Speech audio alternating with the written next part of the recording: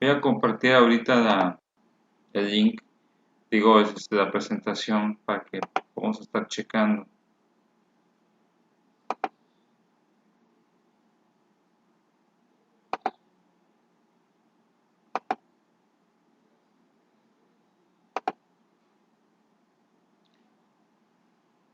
¿Sí lo ven todos? Sí, Sí, sí.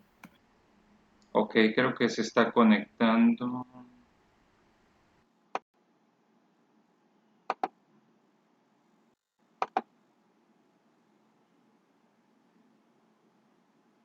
Aquí está Jenny.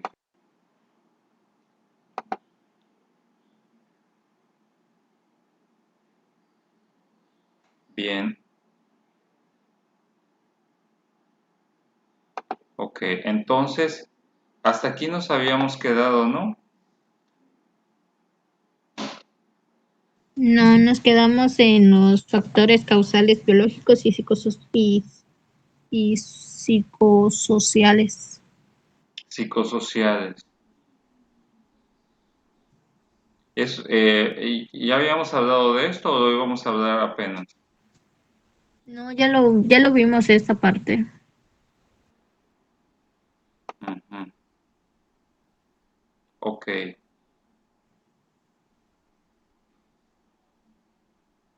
Ah, no, macho, es el anterior.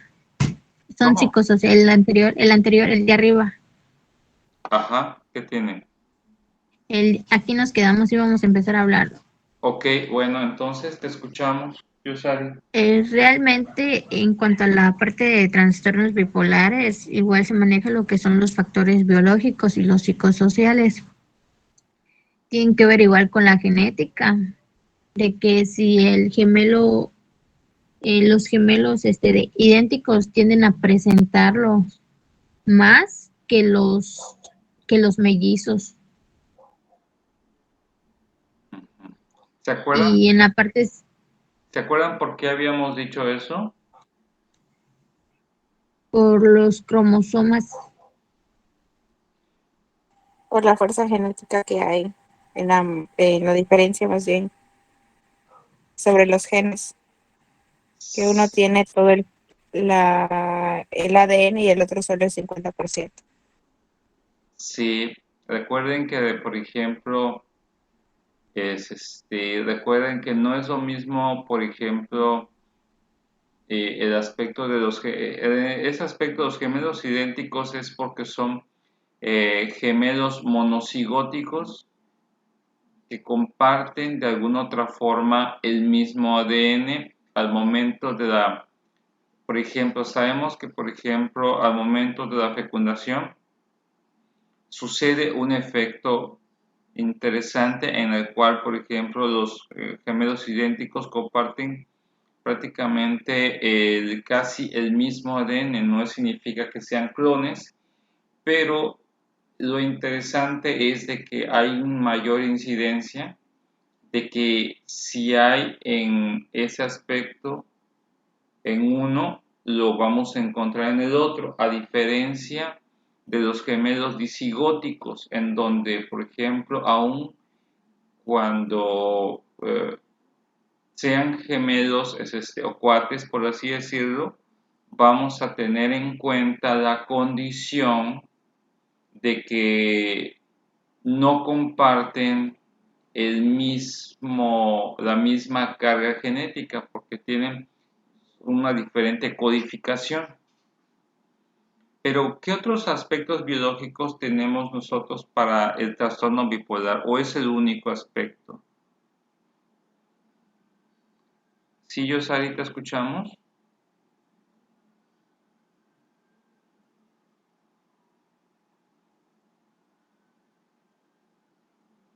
¿Solo se da en el aspecto de los fenómenos de los gemelos o se da también por otro tipo de condiciones biológicas?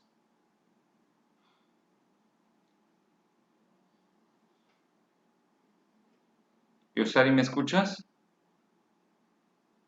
Sí, maestro. Pues según el libro solamente se ve en el aspecto de la parte genética entre gemelos. O sea, hay mayor tasa entre ellos. Ujú. ¿Y qué pasa, por ejemplo, si la mamá, por ejemplo, no dice el libro si, por ejemplo, si la mamá es bipolar, el niño pueda nacer con aspecto bipolar? No lo dice, ¿verdad? No, No, pero tengo entendido que sí, porque desde el vientre el pequeño o el bebé retiene o siente todo lo que la madre le está transmitiendo. Entonces hay muchísimo más probabilidad de que todo eso pueda suceder. Eso sí hay que tomarlo también en cuenta. Por eso es muy importante en ese aspecto, si tiene, por ejemplo, si una mamá o una madre no tiene tratado su trastorno bipolar, hay una mayor incidencia, porque si yo he escuchado y yo he conocido casos en los cuales eh, una madre que a lo mejor no sabe, a veces ni siquiera sabía que tenía el trastorno bipolar, porque a veces, por ejemplo, sabemos que hay ciertos factores que pueden generar que se presenten aspectos bipolares a nivel genético, eh, pero recuerden que a veces, por ejemplo, cuando no se realiza un buen diagnóstico, por ejemplo, recuerden que las madres también pueden presentar, algunas madres presentan cambios hormonales y obviamente presentan cambios en sus respuestas y sus conductas. Y eso determina en la mayoría de las personas que, por ejemplo, puedan confundirse. Una madre puede de alguna otra forma haber estado padeciendo durante mucho tiempo el aspecto de problemas hormonales y ser confundido con un trastorno bipolar, o por el otro lado, también puede ser que ciertos cambios hormonales pasen por alto el aspecto de que la persona tenga una comorbilidad de un trastorno bipolar. Esto normalmente lo observamos mucho en las mujeres. Las mujeres son las que a veces tienen una mayor incidencia a confundirse el aspecto del trastorno bipolar por esta situación de las condiciones hormonales que padecen. Y si tenemos esa incidencia aún más aumentado en el aspecto del parto, donde se dan estos cambios hormonales en la preparación de la mujer para ser madre y los cambios que se van a presentar en el proceso del embarazo, pues obviamente es muy delicado porque de alguna otra forma hay una incidencia que eso se transmita en ese aspecto de forma genética al menor. ¿Sí está quedando claro este aspecto? ¿Tienen algún comentario, alguna duda? No, Ok, muy pues no. bien. Yosari, continuamos contigo. sí. En cuanto a las bases psicosociales, se basa en lo que son efectos desestabilizadores que vienen en lo que son la inestabilidad en los estados de ánimo. El estar enojados o cansados les va generando un cierto estrés que ellos mismos se van creando sus ideas. ¿Cómo serían estos aspectos que pueden ser psicosociales y que pueden provocar un trastorno bipolar? ¿Qué situaciones podrían ser? Es como en el caso seguimos con el caso de alguna actividad, de algún grupo. El estar enojado me genera estresarme en que no puedo trabajar en equipo con mis compañeros porque no quieren hacer lo que yo les digo o quieren que yo haga lo que ellos quieren. Y para esa persona que tiene lo que es el trastorno bipolar, se estresa demasiado y tiende a lo que es a ser agresivo. Ok, entonces aquí se daría la situación de todo acontecimiento que sea estresante. Sí, Ok, la situación es interesante en este aspecto de los acontecimientos estresantes cuando hablamos de los factores extrínsecos con respecto al trastorno bipolar. Eh, eh, y aquí es en donde viene una situación importante que tienen que tomar en cuenta.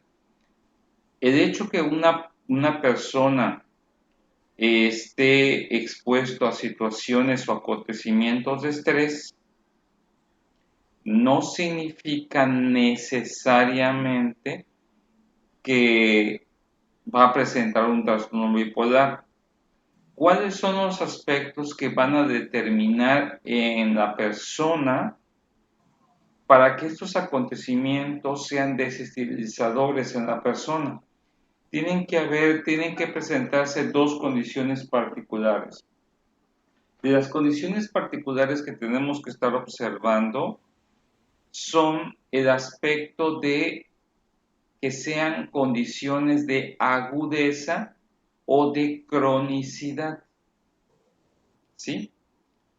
En este aspecto de la agudeza o la cronicidad tienen que ver, por ejemplo, que tiene que ser a nivel de agudeza, por ejemplo, que suceda una situación en la cual la estructura psíquica de la persona no resista la intensidad estresora que está enfrentando. Por ejemplo, como cuando de repente, por ejemplo, en algún momento una persona se enfrenta a una situación de ansiedad, miedo, alguna pérdida abrupta que la persona en su estructura psíquica no es capaz de asimilar o enfrentar en ese momento, puede ser desestabilizadora a nivel de agudeza, ¿sí? Pero también tiene que ver un acontecimiento estresante que durante el aspecto de la temporalidad o la cronicidad, que durante, no es lo mismo el aspecto de que de repente sucedió algo tan estresante y tan agudo que prácticamente como que la persona se quebró, como cuando decimos que una persona se pueda quebrar y su estado de ánimo se pueda alterar a ese nivel que puede llegar a presentar ese trastorno bipolar.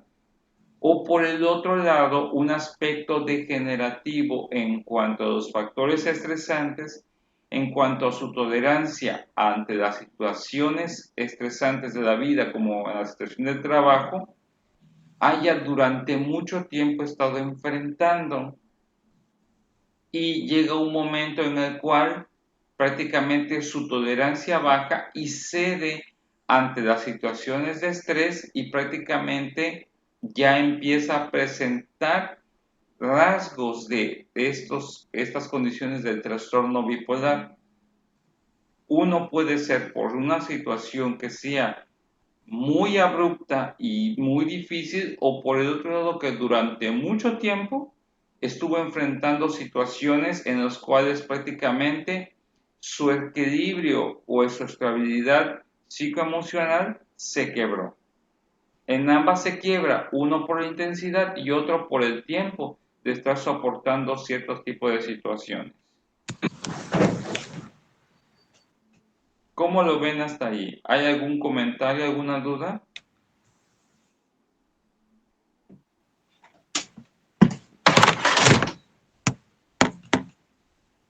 Bueno, ¿me escuchan?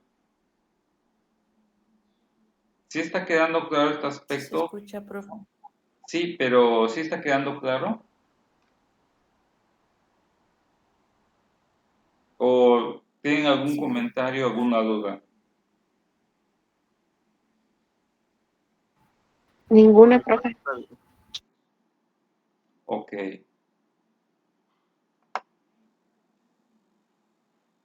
Adelante, Yosari.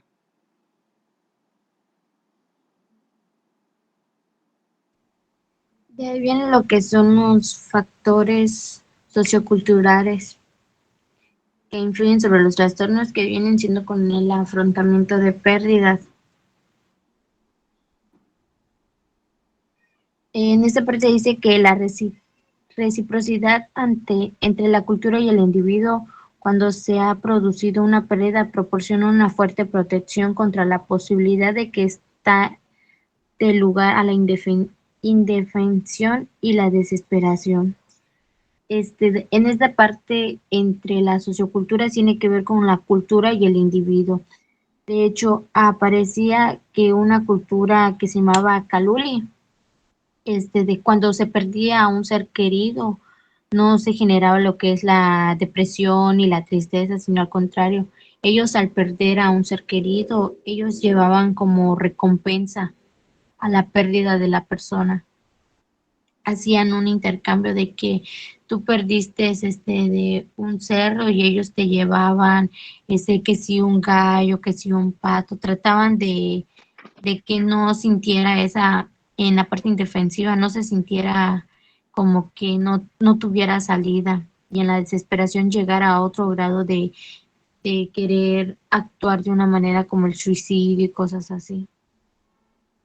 Los mismos vecinos los ayudaban a, a, a que su pérdida no haya sido una pérdida en sí, sino que ellos mismos los ayudan a sobresalir con las cosas que les van llevando.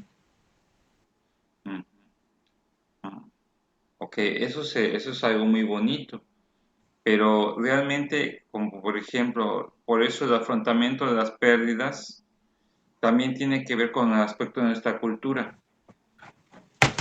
¿Cómo nosotros determinamos a nivel cultural, por ejemplo, en nuestro estado, el aspecto de la pérdida? ¿Sí? ¿Cómo la cultura percibe el afrontamiento de la pérdida? Y cómo los individuos la viven en sí. Eso que puede determinar el aspecto de que una persona pueda caer en cualquiera de estas condiciones sobre un trastorno unipolar y bipolar. Porque muchas veces, por ejemplo, si y la cultura tiene que ver con el aspecto también, por ejemplo, de nuestra ciudadanía, pero también existen aspectos microsociales, como el aspecto de si yo pertenezco a alguna comunidad religiosa o cómo mi familia en este aspecto, que es mi comunidad o tiene una cultura familiar particular, cómo la vive o cómo ha sido enseñado y fomentado el aspecto de la pérdida.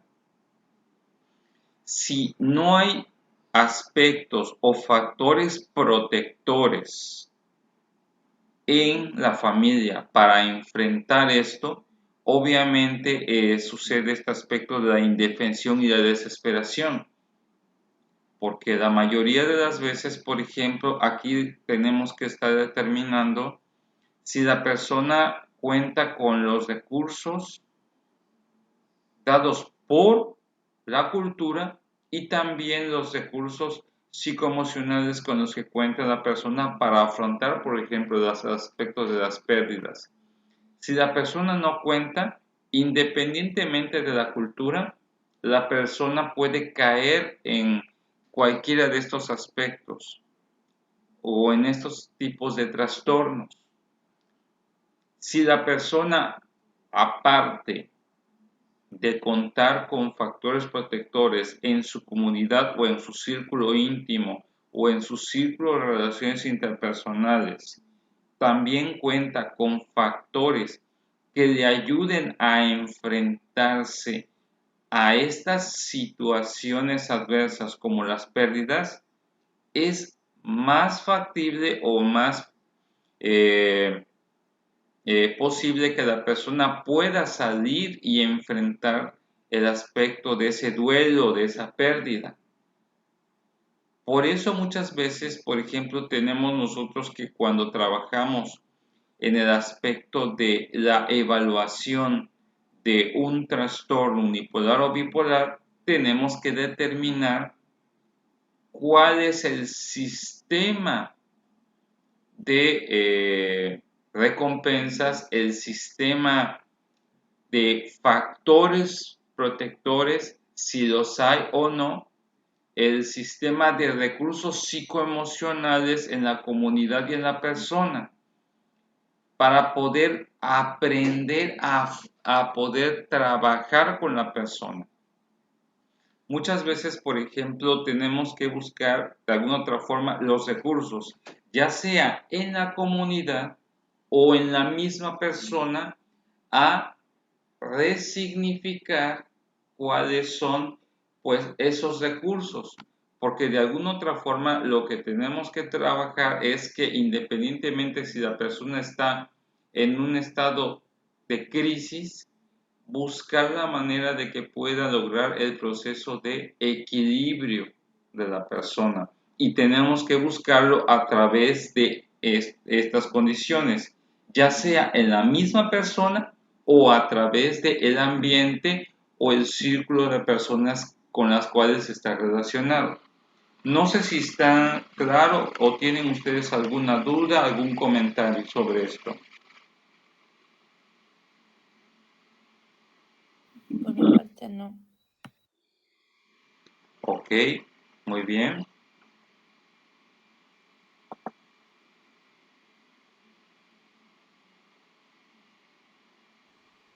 En cuanto a la parte de tratamientos y resultados, se dice que la parte está dividida en lo que son fármacos de terapia y la terapia electroconvulsiva y la psicoterapia.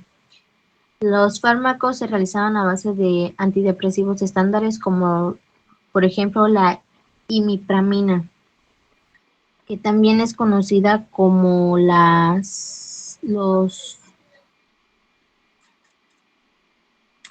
tricíclicos.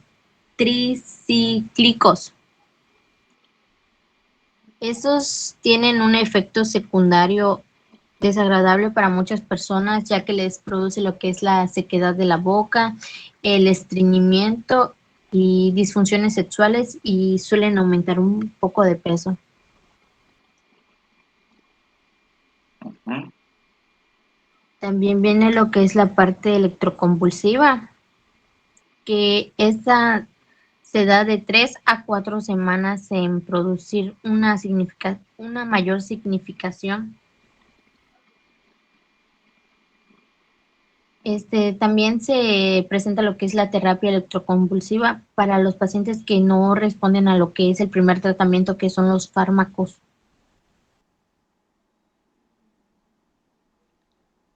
¿Sabes si todavía, de hecho, por ejemplo, estas son algunos de los tratamientos que se aplicaban, aunque de hecho ya no se deberían de aplicar? Lo que es el aspecto de la terapia electroconvulsiva, porque pues es muy invasiva.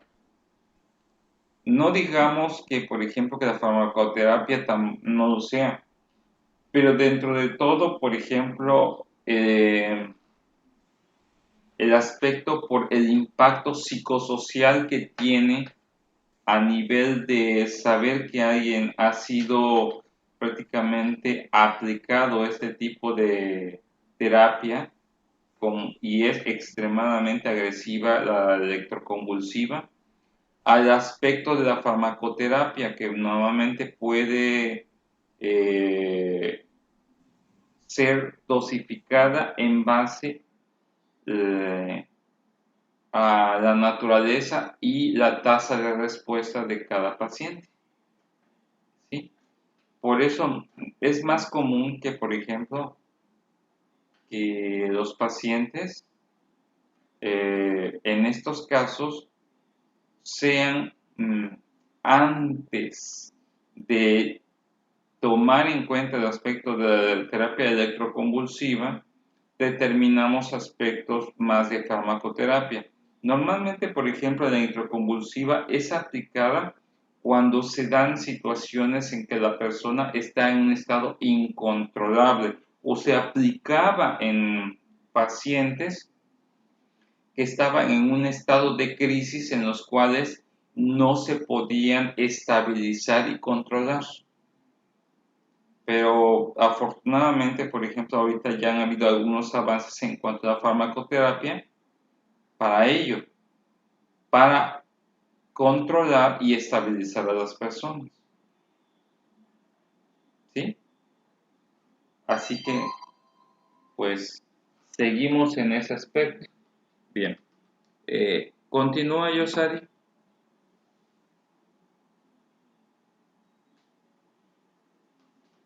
En la parte de psicoterapia se ve lo que es el tratamiento cognitivo-conductual, que es un tratamiento breve ya que consta de lo que es de 10 a 20 sesiones. En este consiste con, con estructura y enseñarle a la persona que sufre con depresión unipolar o bipolar a evaluar lo que son sus creencias y pensamientos automáticos negativos. También al tomar esa terapia los enseña, también los ayuda a identificar y corregir lo que son las distorsiones que ellos suelen presentar.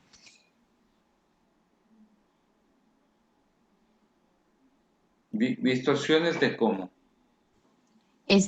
Pues ya ve que en la parte del bipolar suelen tener como lo que son alucinaciones. Uh-huh. Estas son las distorsiones que en cuanto a la terapia conductual los ayudan a aclararlas.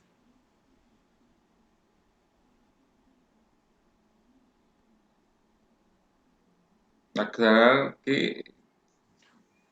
Por ejemplo, es en el caso de las distorsiones, cuando nosotros alucinamos que, por ejemplo, en la oscuridad una mancha es una araña, te ayuda a que en cuanto te te ponen en un lado oscuro con diferentes tipos de manchas, te ayudan a asimilar que en realidad no es una araña, sino es solamente una mancha de pintura.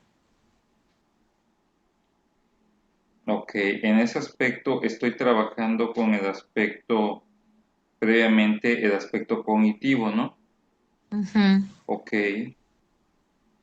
¿Y cómo lo traduciríamos al aspecto ya más? Porque recuerden que a veces hay terapia cognitiva, hay terapia conductual, pero la terapia cognitivo-conductual tenemos que, pues de alguna otra forma, identificarla.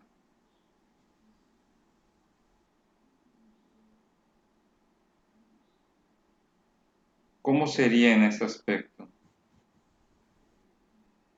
Los, los ayudaría a integrarse a lo que es su entorno, a su ambiente. Así es. Lo interesante de la terapia cognitivo-conductual es que de alguna otra forma, la mayoría de las veces recordemos que son estados, trabajamos con estados emocionales. Y cuando trabajamos con estados emocionales, recordemos que la mayoría de los estados emocionales responden a ciertos pensamientos, ciertos delirios o alucinaciones, como dice nuestra compañera. Y lo que nosotros utilizamos a través de la terapia cognitivo-conductual es lo que la persona hace ante dichos síntomas. Aquí la persona es de alguna otra forma, la terapia cognitivo-conductual es qué hace la persona ante dichos pensamientos o dicha sintomatología. La mayoría de las veces en la terapia cognitivo-conductual tenemos que determinar que estos síntomas que padecen, por ejemplo, por el trastorno bipolar, es como tratarlos de hacer consciente de lo que está sucediendo a nivel emocional, a nivel afectivo de la persona y lo que está haciendo frente a tales signos y síntomas en la persona. Si la persona no se hace consciente de cómo reacciona, de cómo piensa, de cómo, obviamente, va a seguir con el mismo patrón degenerativo del trastorno bipolar. Lo que trabajamos primero es de alguna otra forma que la persona se haga consciente de qué es lo que siente y qué es lo que provoca dicho sentimiento y emoción particular y qué hace frente a ello. Por eso normalmente, por ejemplo, sí es cierto, son pocas sesiones, pero a diferencia de que nosotros en otros tipos de terapia, en la terapia cognitivo-conductual el trabajo es más directivo, es más focalizado en problemas específicos. En la terapia cognitivo-conductual trabajamos el problema actual que tiene la persona, no trabajamos con su historia, trabajamos con el problema actual que está presentando y tratamos de que la persona halle lo que son pensamientos, encuentre recursos psicoemocionales que le ayuden a enfrentarlo.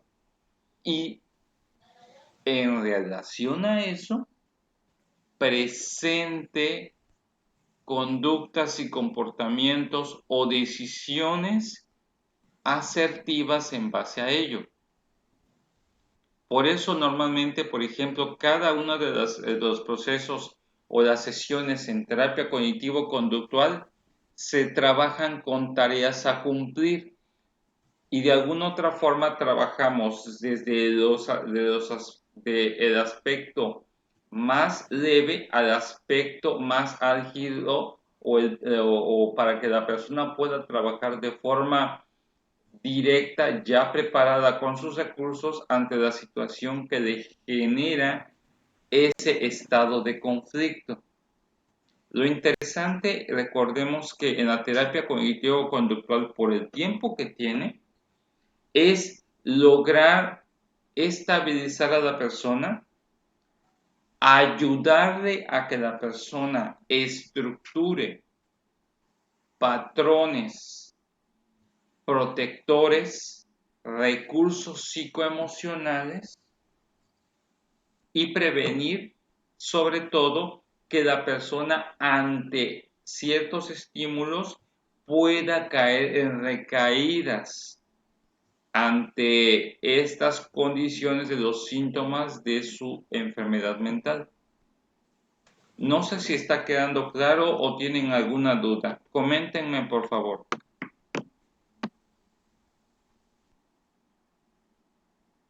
¿Cómo vamos con esto?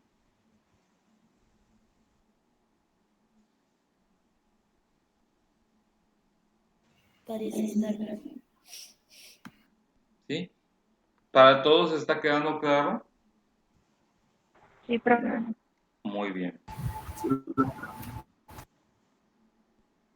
Bueno, ¿y en qué consiste, Yosari, la terapia interpersonal?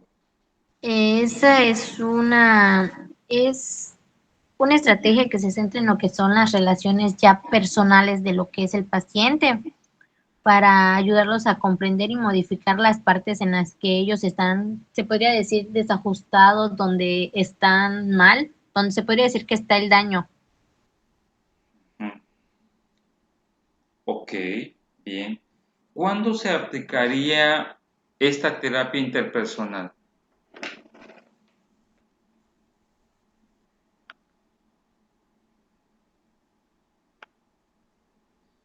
Cuando la parte de la que es la terapia cognitiva conductual no está dando cierto resultado para que la persona pueda ser adaptada a lo que es su entorno, Efectivamente. porque ya se estaría viendo más en la persona, se enfocaría más en lo que la persona piensa que, por ejemplo, la persona dice que no puede estar en este grupo porque lo catalogan como que él es un borracho. Esa es una idea que él se va creando, lo cual le impide de socializar en su entorno. Bueno, en lo que es la parte la terapia, la persona, el terapeuta, lo ayuda, lo aconseja, le enseña que no es así, simplemente son ideas que él se va creando, que trate de por lo menos establecer una comunicación entre las personas con las que él piensa, porque no todos piensan de esa manera. Muy bien, efectivamente. Recordemos que acá, cuando lo tomamos en cuenta la terapia interpersonal, pues obviamente cuando la persona algo está afectando en su propio desarrollo, ¿sí? Y recordemos que este análisis crítico de las situaciones que la persona, por ejemplo, o los cambios que muchas veces no es capaz de afrontar a nivel social. Por ejemplo, hay ciertos cambios y ciertas pérdidas que algunas personas, por ejemplo, a veces la terapia cognitivo-conductual funciona bajo situaciones específicas cuando determinamos que hay una causa específica que generó el conflicto. Pero cuando el conflicto es generado por el aspecto psicosocial, como por ejemplo cuando tenemos que la persona ha sufrido, por ejemplo, de alguna otra forma, una especie de abuso, una especie de violencia psicoemocional por parte de algún grupo social, cuando el ambiente en el que se está desenvolviendo la persona ha sido nocivo, ha sido disfuncional en ese aspecto a nivel de los diferentes roles que debe desempeñar, y esto ha generado un desajuste, aplicamos ese aspecto como esa reformulación acerca de el sujeto y su papel en los diferentes ámbitos en los que se desenvuelve. Eso es lo que trabajamos en el aspecto de la terapia interpersonal, cuando esos desajustes hacen que la persona entre en conflicto y de alguna otra forma genere este tipo de condiciones para presentar un trastorno bipolar. Muchas veces las personas con trastorno bipolar, ante situaciones de desajuste psicosocial o psicoemocional en relación con su ambiente, hace que se sienta inadecuado, inepto, inútil, se sienta marginado. Muchas veces el aspecto interesante, en la mayoría de las veces con la terapia interpersonal, es en pacientes con trastorno bipolar que perciben o se sienten o han construido una idea de que son marginados o que están en un estado de marginación.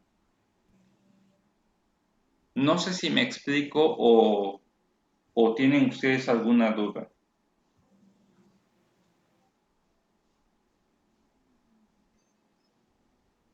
¿Algún comentario? ¿Cómo vamos con esto?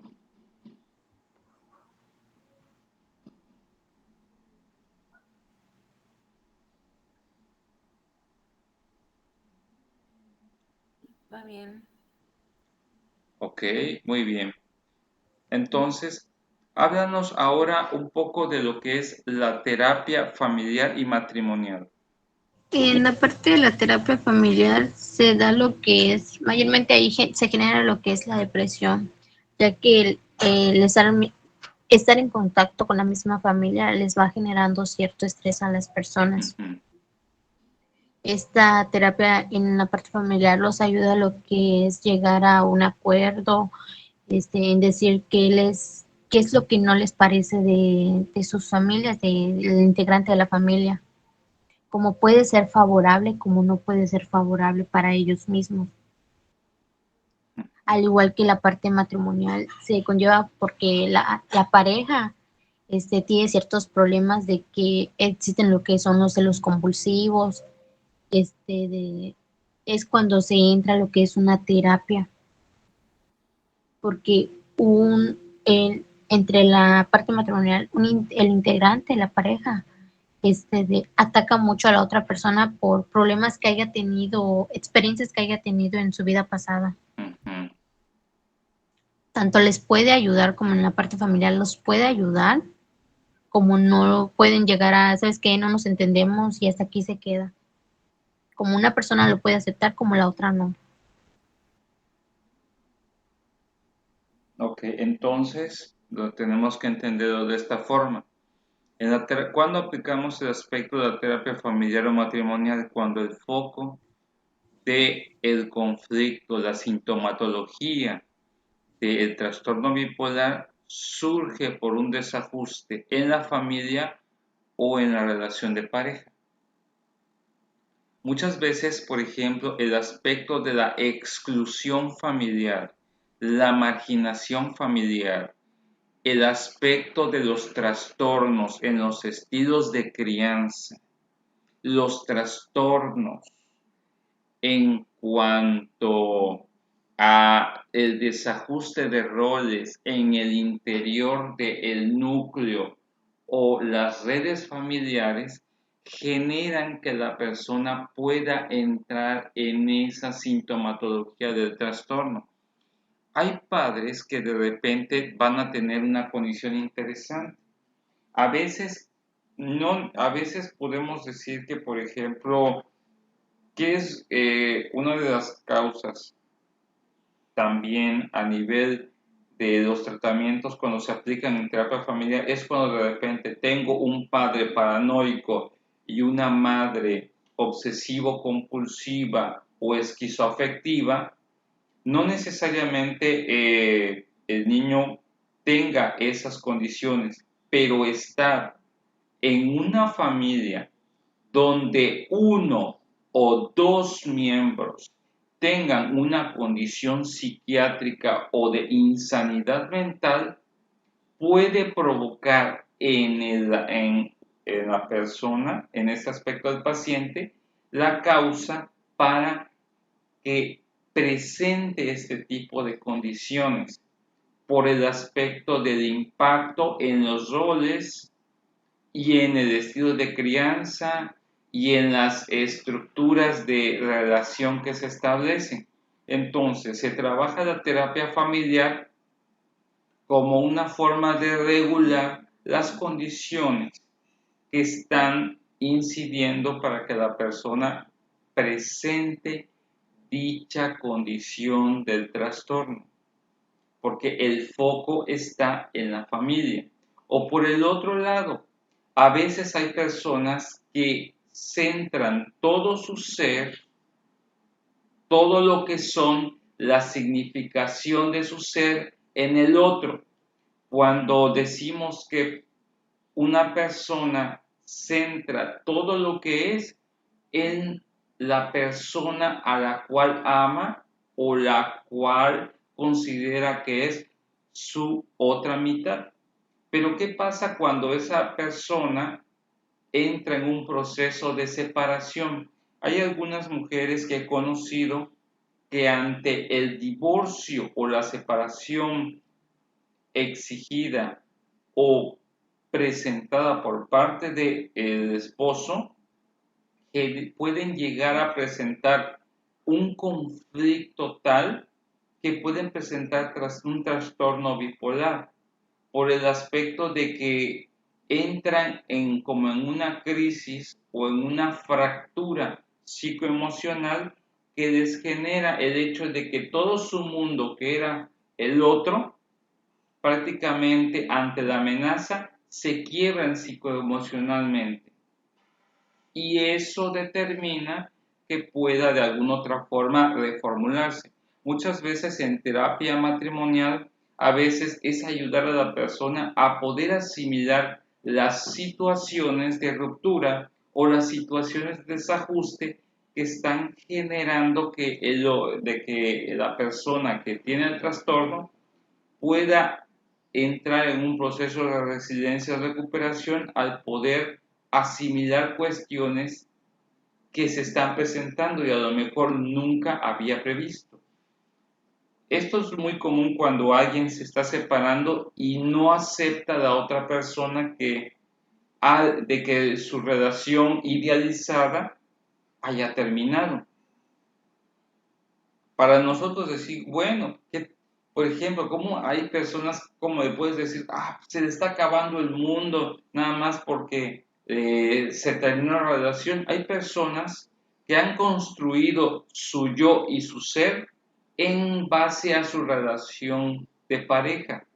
Y cuando se termina esta, puede producirse o darse este tipo de condición de este trastorno. Y es por eso que a veces entra la terapia matrimonial para trabajar los recursos. O si hay algún desajuste o ante el temor de la pérdida, de la separación, ese conflicto también puede dar un trastorno, puede presentarse. Y si se ha presentado durante mucho tiempo esa sensación de que, me va a abandonar, me va a dejar, eso tarde o temprano, por la cronicidad o el tiempo del sufrimiento o el estrés, puede hacer que la persona se vaya quebrando poco a poco. Para ustedes, algunos dirán, pues estoy joven, pues todavía no, pero hay personas que a una determinada edad que han construido algo con el otro y el otro lo siente que lo está abandonando o lo va a abandonar, puede presentarse esto y es cuando determinamos la terapia matrimonial. No sé si está quedando claro, ¿tienen algún comentario, alguna duda? ¿Cómo lo ven hasta este momento?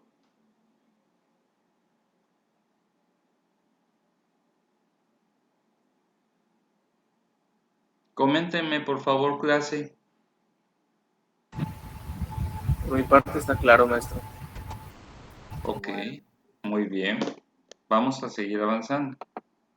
Y ahora vamos a hablar del tema más álgido de todos, el suicidio. Adelante. Se dice que el suicidio suele producirse en un momento en que la persona parece estar emergiendo de la fase más profunda de su ataque depresivo. En el cuadro clínico y la pauta causal dice que la mayoría de los intentos se producen en el contexto de algún problema interpersonal o de algún otro estrés grave. Sin embargo, la historia es diferente para los suicidios consumados. De hecho, las personas que tienden a suicidarse, como bien decía al principio, son los que se encuentran hasta el borde de su depresión porque suelen ser víctimas de que hayan sufrido alguna enfermedad física, una enfermedad física crónica que ya no tenga, por ejemplo, la amputación de un pie. Cuando estás acostumbrado de que eres un atleta y tú solías correr o solías jugar fútbol, el hecho de que te hayan apuntado un pie y no poder ser la misma persona que eras antes genera cierto estrés, depresión, lo que conlleva a la persona que se sienta un inútil, un fracasado, lo que lleva a realizar lo que es el suicidio. De hecho, igual se da en lo que son los jóvenes, entre la parte de adolescencia y jóvenes, quienes recurren a lo que es el consumo de sustancias, tienen problemas en relaciones a sus conductas, o también porque la misma familia lo deja solo. Hay cierto rechazo entre la familia por parte, en el caso de que si son adoptados, sus padres biológicos, al tener un hijo propio, pues ya lo hacen a un lado a él. Es cuando cae lo que son las sustancias, sus comportamientos van mal y las amistades lo conllevan al que, ¿sabes qué? Pues igual en la escuela lo tratan como que no es que véanlo, es un borracho, es un drogadicto, ni su familia lo quiere, los conlleva a ellos mismos a lo que es el suicidio. Entonces, a ver, yo quiero entender, de alguna otra forma, ¿quieres decir que de alguna otra forma todo adicto de alguna otra forma tiene una tendencia suicida o es un suicida? en potencia.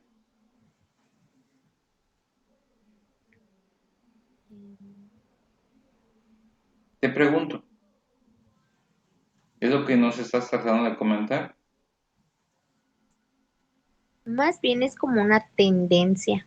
Tendencia a suicidio. Ok. Y es cierto, cada vez que alguien abusa de una sustancia, y eso que nos dice Yosari es cierto, el 80% de los adictos lo que están buscando es una muerte lenta, ¿sí? Porque nosotros tenemos que entender que el término de suicidio es, de alguna otra forma, es una forma de una conducta autodestructiva. Entonces, si entendemos de alguna otra forma a destruirnos, entonces hay mayor incidencia en las personas que abusan de sustancias a que terminen de forma definitiva e irreversible con su vida, pero de alguna otra forma, pues esta tendencia suicida, al ser una conducta, pues, en contra de la integridad de la persona,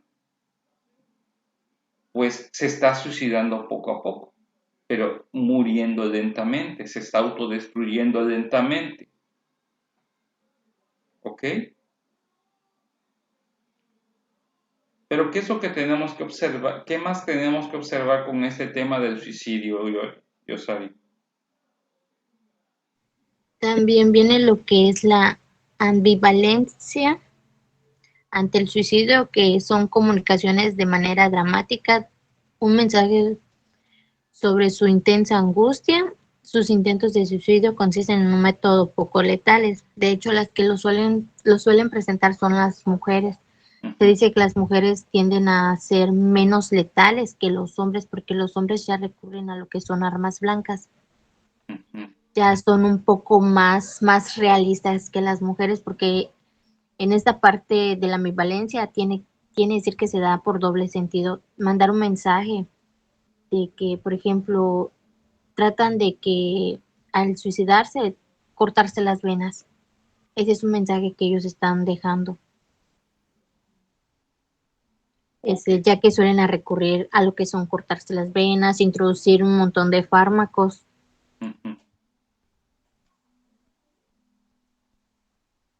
Ok. La pregunta que a veces nos hacemos con esto, con la situación, en sí, cuando hablamos acerca de ambivalencia ante el suicidio, ¿qué es lo que estamos tratando de, o que las personas con este aspecto, qué es lo que están tratando de hacer cuando hacen y buscan estos métodos poco letales? ¿Qué es lo que están buscando en sí, de forma consciente o inconsciente?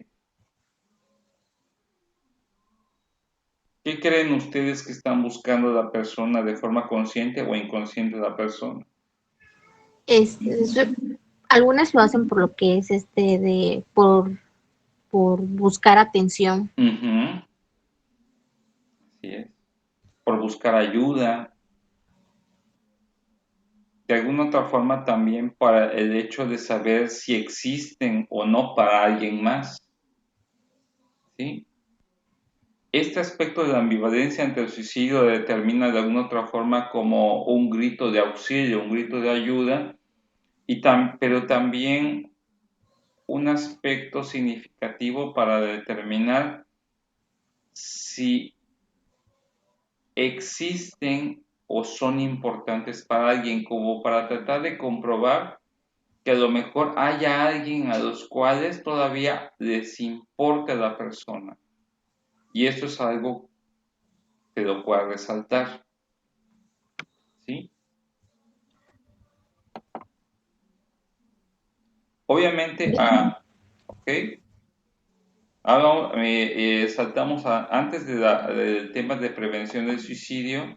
Por ejemplo, ¿por qué será que los hombres tienden más a... y es una pregunta, ¿será que solamente por depresión las personas intentan suicidarse? ¿O habrá otras situaciones ante el fenómeno del suicidio? No solamente es por depresión, sino que a veces no buscan, lo hacen porque no encuentran solución a sus problemas. Efectivamente.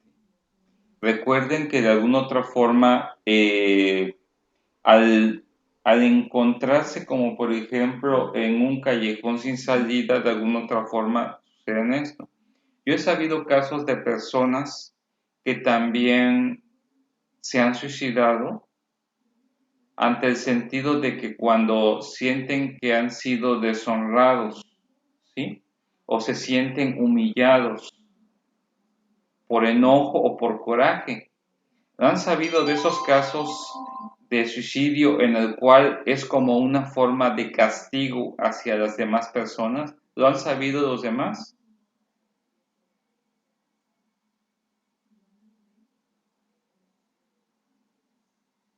¿Sí o no? Yo por mi parte no. No. Bueno, pues afortunadamente no sé si alguien ha tenido contacto con una persona que haya tenido pensamientos o ideaciones suicidas. No sé si alguien lo ha tenido. ¿Sí o no?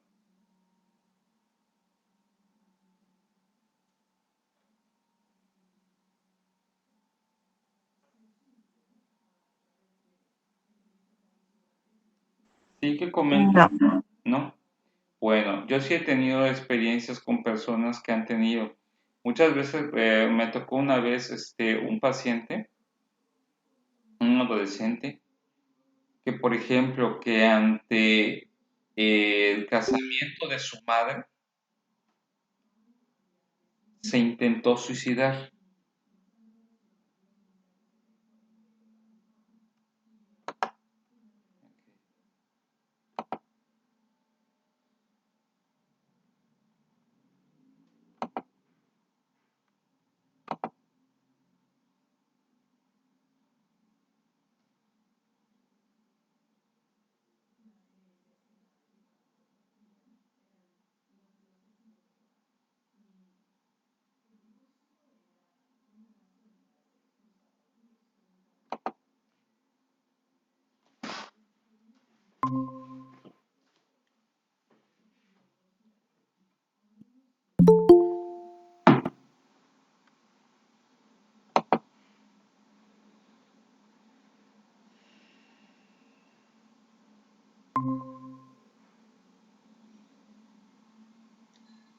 No, avísales que ya estamos en el otro, por favor, hacer.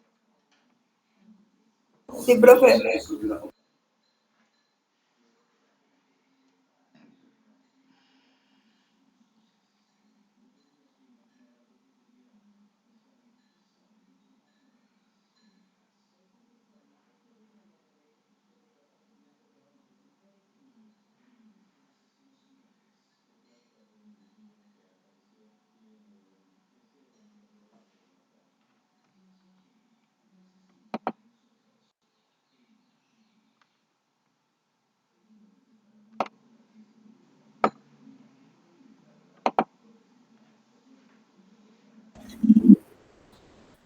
Ya les avisé, profe.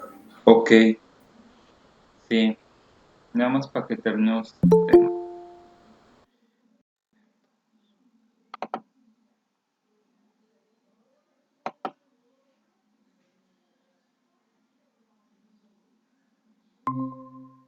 Ah, bueno, mientras se conectan, les comento mi experiencia con este joven.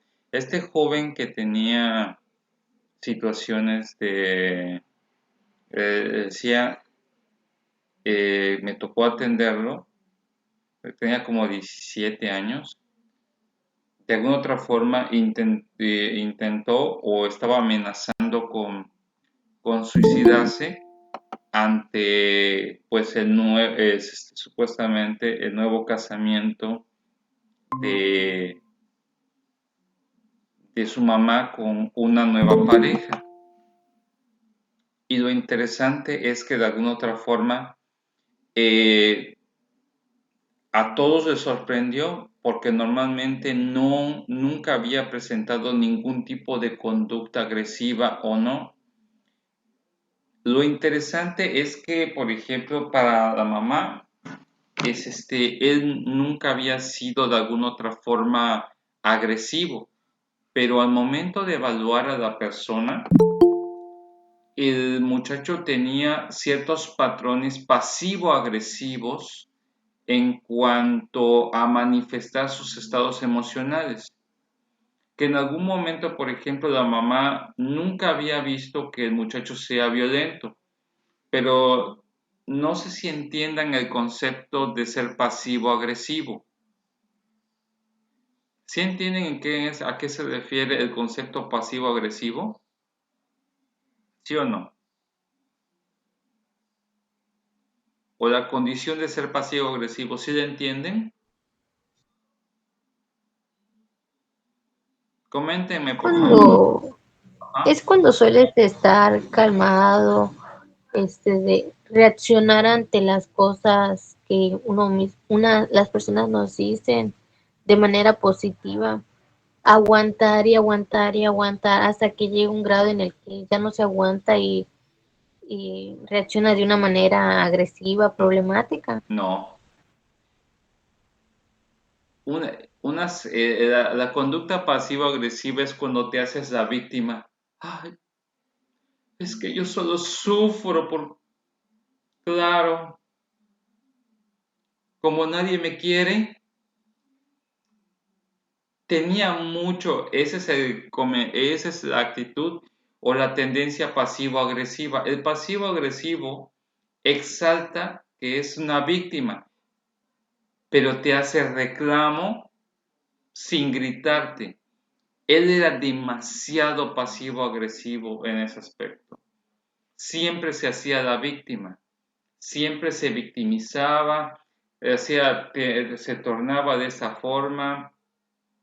Le decían, obviamente nunca había contestado nunca feo de alguna otra manera, pero siempre manifestaba el aspecto de su descontento. Pero la situación acá es que la mamá nunca se había dado cuenta que su hijo era pasivo-agresivo, porque pensaba que era así, pero el muchacho había sido pasivo-agresivo desde el proceso de separación de sus padres. Y como sucedió en el tiempo cuando él entró a la pubertad, pensó la mamá que era, no, que era un comportamiento normal por ser adolescente, por haber entrado de la pubertad a la adolescencia, pero realmente presentó el conflicto de ser pasivo-agresivo y de alguna otra forma estaba mandando mensajes y de alguna otra forma como la mamá no podía interpretar qué es lo que realmente sucedía con él, cuando ya después la mamá le dijo que se iba a casar con alguien y no le había dicho que estaba saliendo con alguien y le dice al muchacho que obviamente que iban a vivir con el padrastro y todo eso, el otro, de alguna otra forma el hecho está de que prácticamente se alteró demasiado, pero como estaba acostumbrado a no mostrar su enojo de alguna otra forma, pues intentó, por ejemplo, ahorcarse. Y de alguna otra forma el hecho está de que había dejado una nota, estaba dejando una nota por ejemplo, pero calculando el hecho en el momento en el cual, por ejemplo, llegaran para poder colgarse. Y de alguna otra forma dejar una nota como para culpar de que no lo quería y que pues lo había cambiado por su nueva pareja y que ya no lo iba a querer y todo eso. todo el aspecto pasivo-agresivo para que la mamá se sintiera culpable. El pasivo-agresivo siempre quiere que el otro se sienta culpable por lo que supuestamente uno le está haciendo, ¿sí? Pero no es que te reclame y te grite, sino que el reclamo es así como decir, ay, yo soy la víctima, date cuenta que me estás afectando. No sé si me explico. ¿Sí está quedando claro en ese aspecto?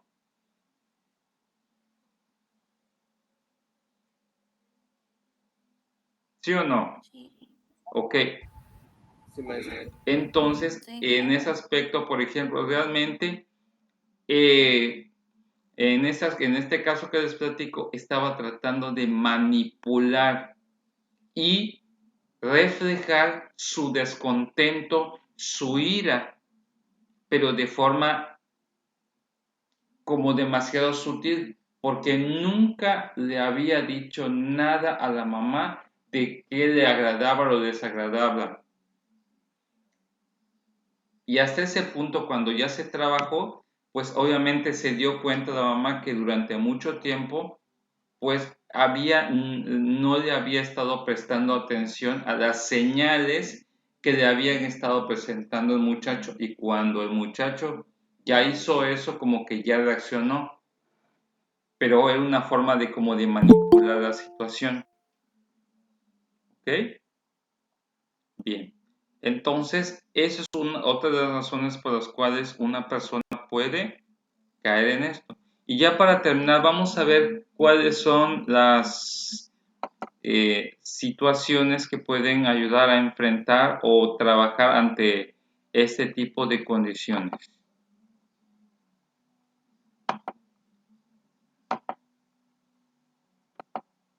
Bien. Prevención del suicidio. Te escuchamos, Yosari. Dice que se divide en lo que son dos líneas de intervención, lo que son los tratamientos de los trastornos mentales que sufre la persona y la intervención de emergencias. En la parte de trastornos mentales es cuando se basa lo que son fármacos, cuando se lleva un cierto tratamiento. En la parte de intervención de emergencias se basa en lo que es un apoyo y un contacto muy directo con esa persona, ayudándola a comprender que sus problemas actuales le impiden valorar correctamente la situación, de ayudarla a ver que su confusión emocional y sus problemas actuales no van a durar toda la vida. Simplemente es un estado en el que se encuentra, pero con ayuda de la persona que lo quiere, que se preocupa, lo va a ayudar a sobresalir de esa situación. Esto se dice fácil, pero no es fácil, porque la mayoría de las veces hay una tendencia que no siempre se habla con el aspecto del suicidio. El suicidio es una conducta compulsiva autodestructiva que en la mayoría de las ocasiones, si el suicida tuvo fallos o fracasos al momento, esta compulsión lo va a llevar a que lo intente hasta lograr el éxito, ¿sí? Por eso muchas veces en la prevención e intervención tenemos que primero notar las señales, porque todo suicida da señales de su pensamiento, del aspecto cognitivo que lo puede llevar a ese tipo de conducta. Pero una vez que lo haga, como que se vuelve una especie de aspecto compulsivo en el cual va a esperar que la siguiente vez pueda tener éxito y pueda terminar con su vida. Por eso muchas veces, por ejemplo, decir a la persona, oye, no te preocupes, tus problemas, todo se va a resolver. A veces en algunas personas que ya tienen la convicción de que terminar con su vida no es tan fácil porque el problema no está ya a nivel emocional, sino está a nivel de pensamiento y razonamiento. La persona es en donde se da el conflicto, y cuando se da ya ese convencimiento y convicción en la persona de que quiere hacerlo y está convencida de hacerlo, la reformulación cognitiva conductual para ello es en donde se requiere la intervención en crisis o la terapia breve de atención en crisis para poder trabajarlo. Porque a veces lo puedes ver muy tranquilo, pero si ya está condicionado, ¡újule! Y lo puedes ver tranquilo y dice, y a lo mejor ya no lo comunica, pero ya lo intentó una vez, hay que tenerlo bajo observación, porque es posible que lo vuelva a intentar hasta que tenga éxito. ¿Sí? ¿Ok? ¿Algún comentario, alguna duda?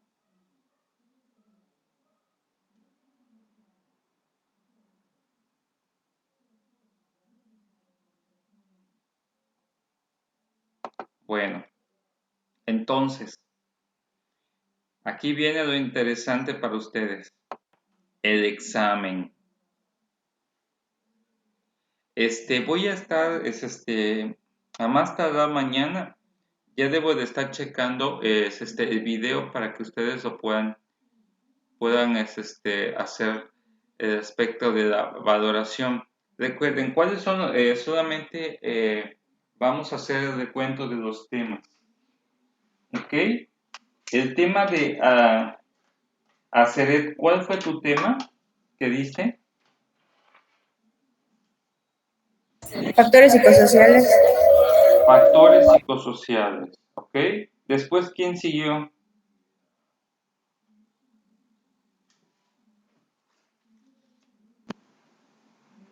¿Quién siguió de exposición?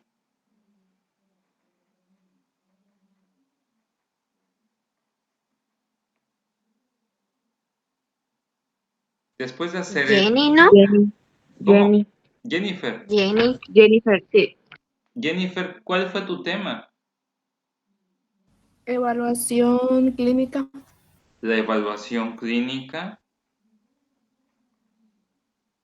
Muy bien. Ok. Después, ¿quién fue? Yo, maestro, fue estrés y trastorno de adaptación. Estrés y trastornos de adaptación. Y Después yo, con el tema de pánico, ansiedad y sus trastornos. Hi, wake up. pánico. Ujú. Muy bien. Ujú. Después, y ya Yo, después, Yosari, ¿verdad? Perfecto. Ya con este tema de los trastornos del estado de ánimo y suicidio. Ok.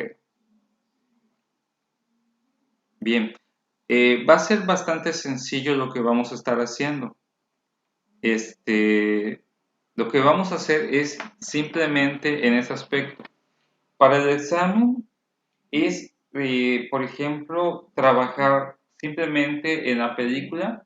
Recuerden de la sinopsis, determinar cuáles son, película o lo que yo les ponga, los factores psicosociales que ustedes observaron. ¿Sí? En base a la explicación que vimos con nuestra compañera. Es ver cuáles son los factores psicosociales. Obviamente trabajar el aspecto de la evaluación clínica para determinar, por ejemplo, si hay estrés, o si hay pánico, si hay ansiedad, o si hay otras condiciones de trastornos del estado de ánimo,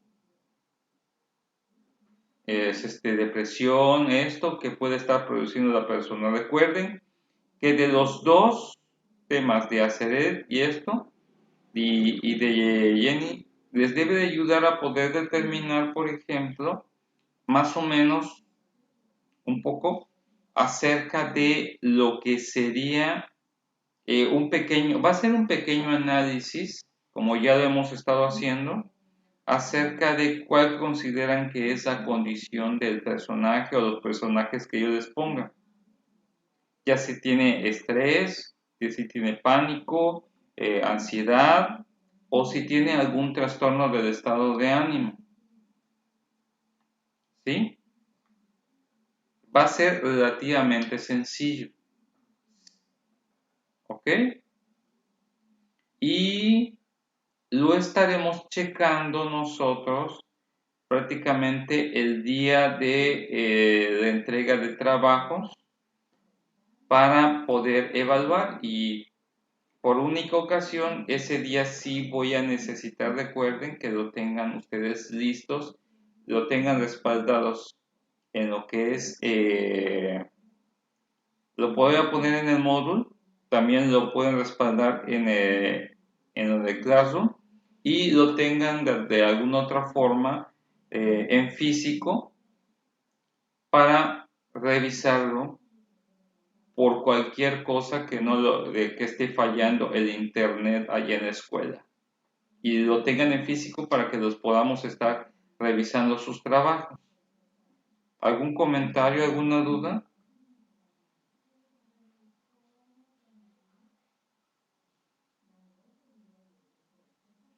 Ningún profe. Ok, entonces entonces así quedamos para lo que es el lunes. Ya es a más tardar ya mañana, después de las 12, ya debo estarles presentando esto. Ahorita me voy corriendo a presentar otra clase, por eso ahorita no les comentaría, pero ya más ya mañana, después del mediodía, ya les presento el material audiovisual. ¿Ok?